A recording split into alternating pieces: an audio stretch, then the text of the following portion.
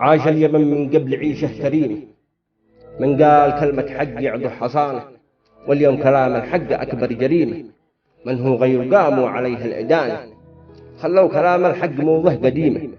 والكذب يتدور بعزم الخيانة، والصدق يسه هامده في خزيمة،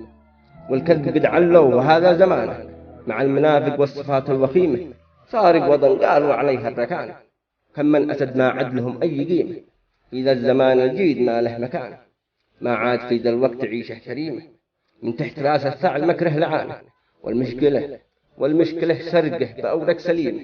والكارثة يا ناس يعضو حصانه، الثعلب في المنصب يلف الغنيمة، والليث في القضبان من دون إدانة.